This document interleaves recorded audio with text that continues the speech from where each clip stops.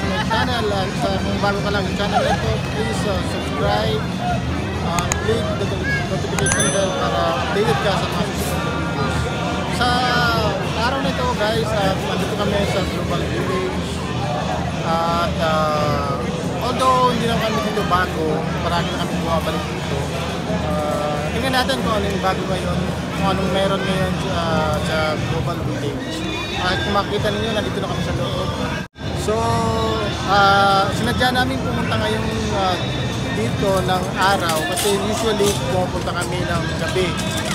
At masyadong madilim, hindi namin nakakita masyadong kapaligiran. Pero ngayon pumunta kami ng maaga, opening time para maaga, maliwanag.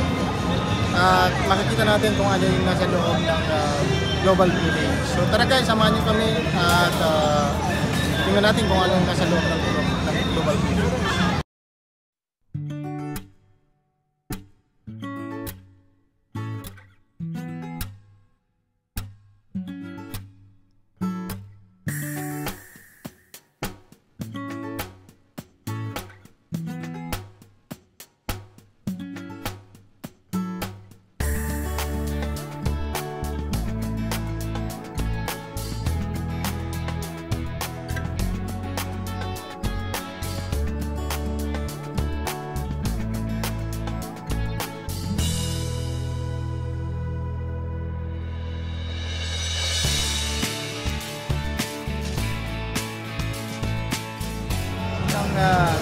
Global Village, as you can see, nasa background ko yung mini fun. Okay, so meron dyan paggabi meron tawag dito, fountain, fireworks. May fountain display. So siya nga pala guys, itong Global Village ay open siya ng ano tawag dito? From October to April. So hindi siya open all year round. Nag-open lang siya ng October at nagsasarado sila ng April. At open din sila, ang timing nila, open sila ng 4 PM up to 12 ng midnight. So kung papasyal ka dito sa UAE ng mga gano'ng October to April, isama mo na sa bucket list mo ng Global Village. Actually, hindi lang itong first time na nakapunta kami dito sa Global Village. Every year, nandito kami. Last year, nandito kami ng December, dito kami ng New Year. Pumunta kami ng gabi. So, ayun, every year meron siyang bago. So, meron silang bagong nilalagay. Kaya ngayon tingnan natin kung ano yung bago na ngayong season 2020. Tingnan natin kung ano yung bago ngayong season. So ano guys, ikot-ikot tayo guys.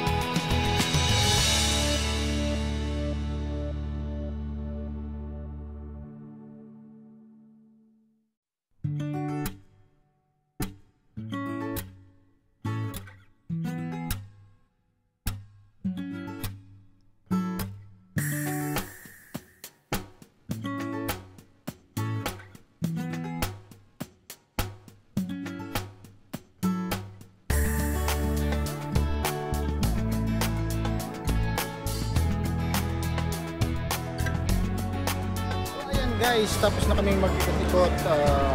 Hindi namin naikot yung mga loob ng bawat bansa kasi medyo maubos yung oras natin. So far, wala naman masyadong bago ngayong season. Di ko nga nakita yung Philippines eh. Dati meron stall yung Philippines. Ngayon wala akong nakita. Pero so far naman maganda. Ang pagkakaiba lang, hindi masyadong crowded ngayon. Siguro dahil sa panahon ngayon, yung iba ayaw pang lumabas. Lahat naman naka-precautionary measure na may mga mask naman sila lahat. At pagpasok mo dito sa Global Village, meron thermal scanner din sa may pintuan. So hindi ka makakapasok hanggang di ka dadaan dyan sa thermal scanner. So okay naman, so far medyo okay naman yung ambience. Nagutom kami kaya hanap muna kami ng mga kain. Marami ng mga kainan. Iba't ibang klase ng pagkain. Bawat bansa meron sila sa kanya-kanyang showcase na pagkain. So, yan muna guys at sana nag-enjoy kayo sa video na to at sana naipasyal namin kayo sa Global Village kahit virtual lang, isang man palig kayo ng mundo. Yun. So ayan guys, bili muna kami ng milk tea. Medyo nag-crave kami sa milk tea. Medyo malamig yung panahon pero parang mas masarap uminom ng milk tea. Nakabili ka na ng milk tea? Yes, hinihintay ko na lang. Hinihintay na lang niya yung milk tea. So masarap kasi yung milk tea dito. Yung Bubi milk tea. Masarap yung milk tea nila.